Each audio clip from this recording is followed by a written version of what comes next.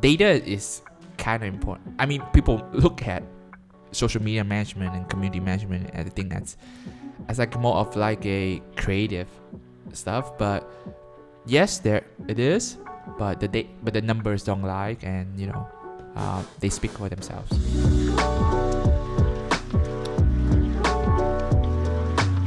All right, on this episode we have Nick Pham. His Nick Pham is actually family. He works for us. He started with my personal brand, and then has grown into multiple positions. Welcome, Nick. Welcome. Why do I say welcome? I like that. Why do I say welcome? All right, Nick. Let me know. Tell the audience what do you do for us? So currently, I'm the community manager here at Archivist Creative. What that means is that I am in charge of managing multiple social media accounts, engaging on behalf of all those brands. I also happen to plan content, film quite a few of different videos, and in charge of posting them. What's your title? Community manager. Community manager, okay. Across all brands. Yes. How'd you get this job? To LinkedIn. That's the short answer. So long answer is, I just graduated. Tell me what you did to get this job. What I did to get this job. Yeah. I applied for resume. Somebody reach out. Okay. I got a different story, but go ahead.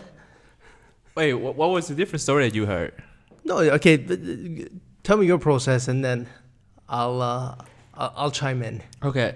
So I just graduated, right? I was working as a line cook before, as a part-time job, and then I decided to, pursue something that's more related to what I studied at school, and that's when I applied for multiple digital marketing related jobs. So anything that has anything to do with social media management, community manager.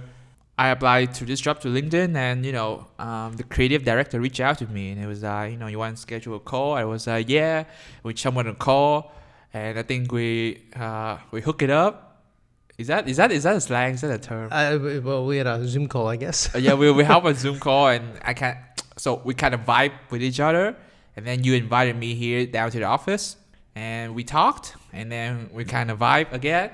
So here I am, 9 months later. Yeah, so I'm gonna add some more to that. So when we took the call, we're like, we wanted somebody experienced in community manager. Yeah. And then when you took the call, like, okay, you're not there yet, Yeah. but your energy and everything else is like, okay, we gotta bring this guy in somehow. Yeah. And that's when I like. And then you said a couple of things like, you stalked me. Remember that? Oh yeah. Okay. Well, you did your research, right? Yes. So that's stalking. Isn't the I right prefer word. the word "do your diligence." You did your due diligence, and then we brought you in and chatted. And I think Wednesday was the meeting. Friday you Yes. came in, and I offered you the job. And I think Monday you started. Yeah. You do community management, content strategy as well. Yeah. What's your how do you come up with ideas? By consuming content. Okay. So I think that's how you catch up with the trends. That's how you know what's working for different businesses, especially those who are in your niche, right?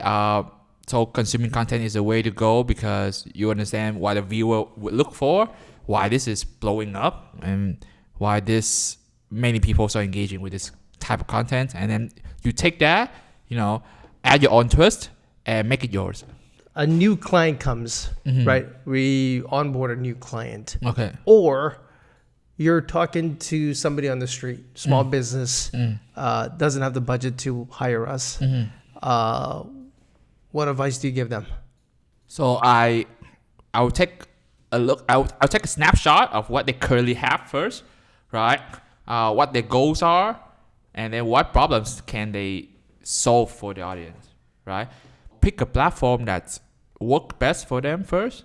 Double down on that, right? And once they have a consistent flow of either revenue, clients coming in, customers coming in, right? Then we start exploring, the current trends and, the TikTok, the Instagram, the short videos and everything, right?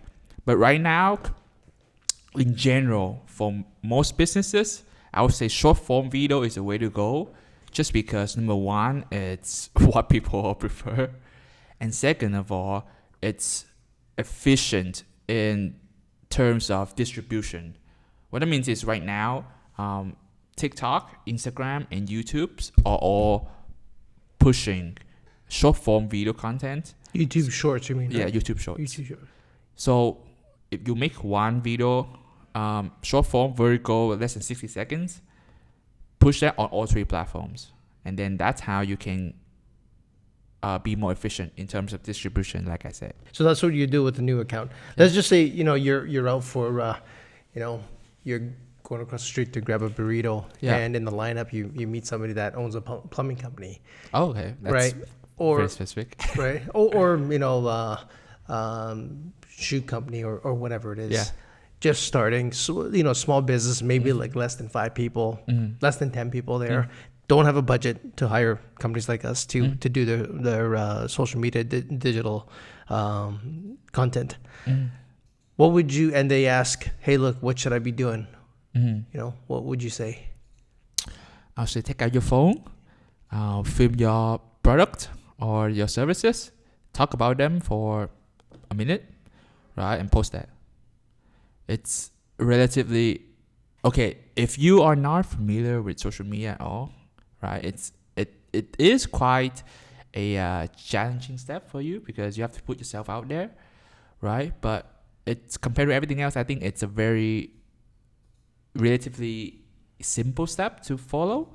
And then it's once you put yourself out there and you do it, multiple times, repeating that for a few times, then you get used to the flow, and then you also get data on how it performs and what the clients or potential interests are looking for.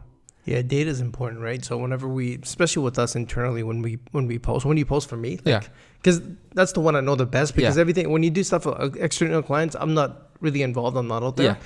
But when you're like, hey, so we need to record something, and we record, and then post it, then we look at the data. And to see where it actually works, and then we continue doing that more and more. So data for sure. For like 70-80% of all businesses out there, or like anyone who's looking to promote their brand, right? I think quantity matters, right? I understand that not anyone can have the, how do I say this, the advantage or the leverage to post like a few times per day or even a few times per week. So the overall safe recommendation is post as much as possible without burning you out. Once you post more, right, first of all, obviously you can get more chances of getting people to discover you. But the most important thing here is that with more posts and more content, you get more data, right? And then you get to know who's viewing it, right? You get to know what's the best timing to post, right? You get to know what type of content perform the best, right? You get to know why people like certain types of content, right? And the more information you have, the better you know where to double down your strengths. Data is kind of important. I mean, people look at social media management and community management and I think that's as like more of like a creative stuff. But yes, there it is. But the numbers don't like, and they speak for themselves. Yeah. You know what? Let's get more into detail. What should businesses do with each social media platform? If you want, just group them together, because obviously there's competitors there, right? For Instagram, for TikTok, and for YouTube, right? First of all, YouTube or YouTube Shorts.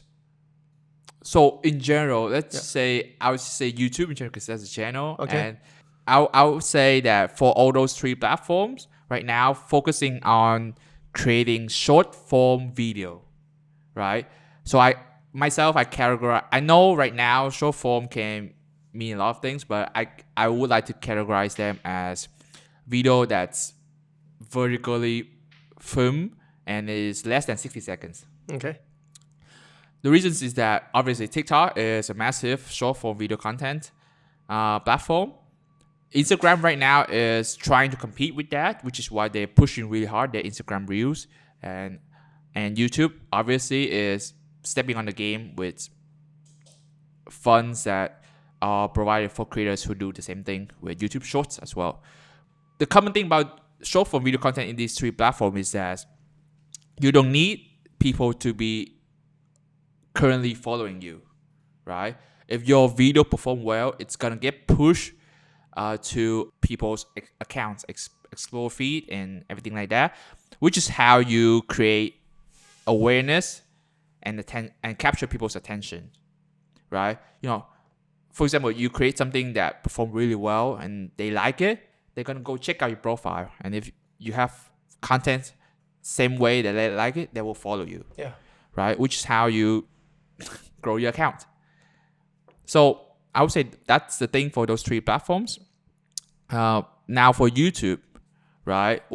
For YouTube specifically, once you capture the people already, right? You need to start leveling up your long form content. So anything more than a minute, ideally more than 5 minutes. What's amazing about long form is that it allows you to build a better connection with your audience, or with your targeted audience, or with your potential clients, whatever, right? There's so much you can do in less than a minute, right? Sometimes people just know you as that mortgage guy, or that pizza guy, that Italian guy, right? They don't even know your name, or they don't know your account, right? But with long form content, it allows you to have more time to develop that connection, right? Which is why for YouTube, right, once you already build that, once you already capture people's attention, then start leveling up your long form content. So that's for YouTube. For LinkedIn, Twitter, those are more text-based content, because from my experience, from what I'm watching and experimenting, then those type of content perform the best.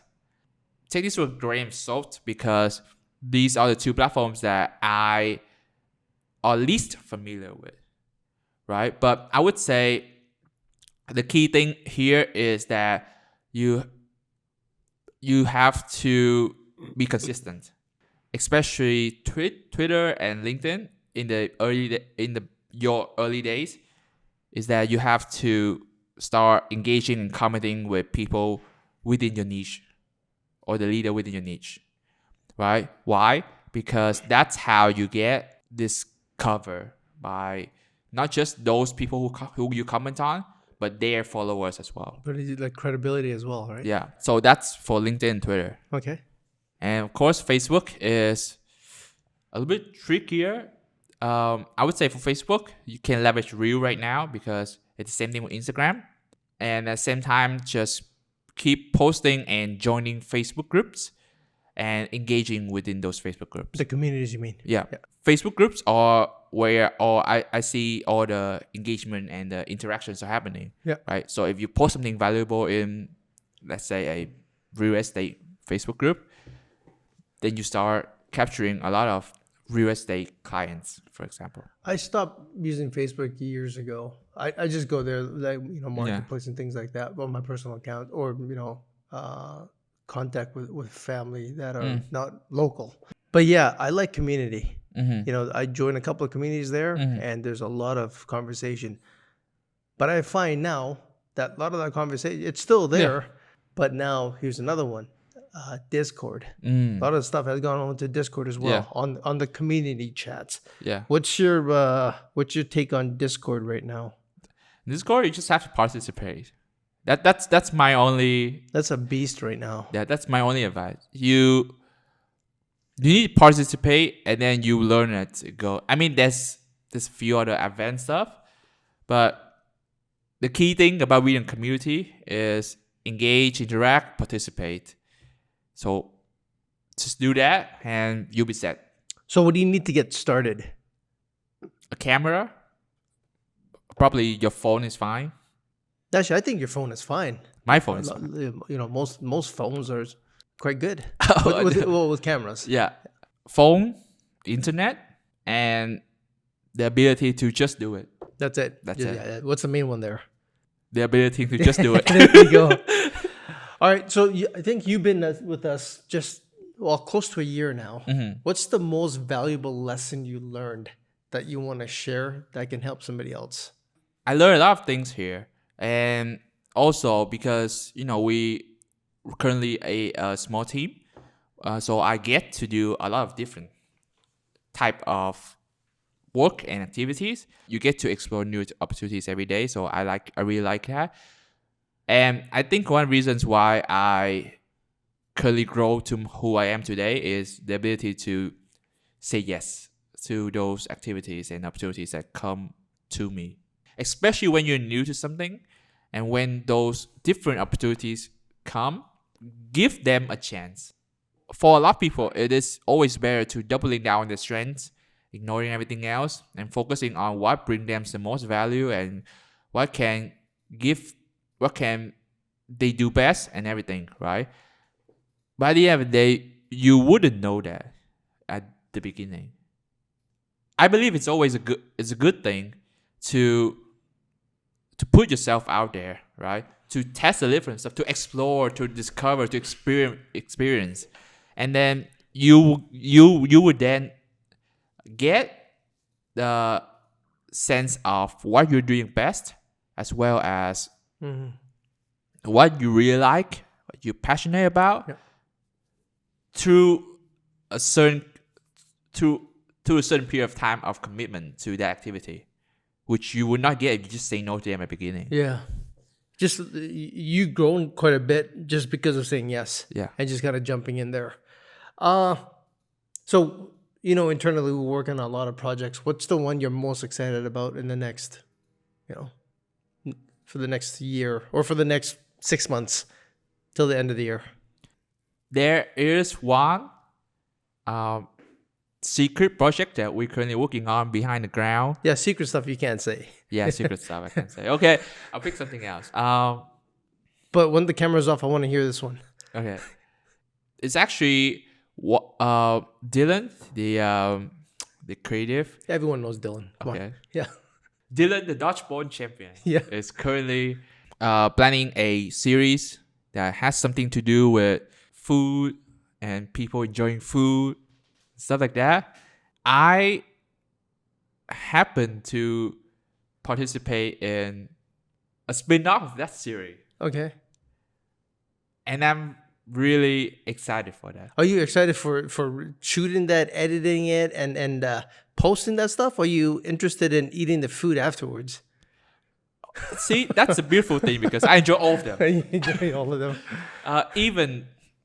Even the fact that I participate as a guest or something on an episode or something. Yeah, no, that's good. Closing remarks. Any value you want to give out?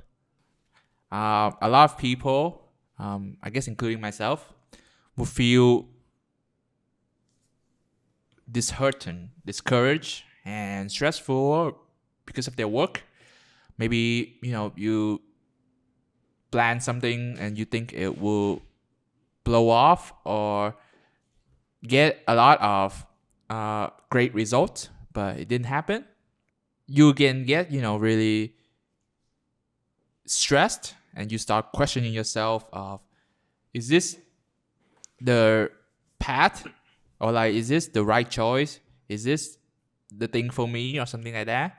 Give yourself a commitment period, like you say 3 months, 6 months, right? Just focus on doing what you do, focusing on staying consistent, focusing on setting input goals instead of output goals, instead of focusing on getting that 1 million views video, right? Focusing on generate a video that you like better than the last one you make. Here's the thing. I think a lot of people when they start, they think of insanity, insanity. A lot of work right in the beginning. Just go hard. You're like gung-ho right in the beginning. Yeah. And then it falls off. When you need to be consistent every single day, not at the highest level, but just consistent right through the whole thing. Because a lot of people just come in with fire day one, and then but Monday, they come in with fire. By the time Friday hits, it's gone. And by the time next Monday and Tuesday, they forgot about everything. The main thing here is just being consistent right across the board. with the growth of technology and everything and convenience and everything, it's really hard to look at a long-term game instead of a short-term game, right? Everyone wants to be rich overnight, want to have the first video to be a million views video and everything. And, people commit to working hard for like a week and then they stop, which is really, I don't know, like sad, because I know people are awesome and I know that they can do pretty much what they want if they just maybe stick to it for sometimes another day. I would just say you are awesome. For all of those you out there, you are awesome. You can do this if you want to. So stay consistent, stay awesome, and you're the best. All right, thanks for closing this off. All right, Nick, until next time. Until next time.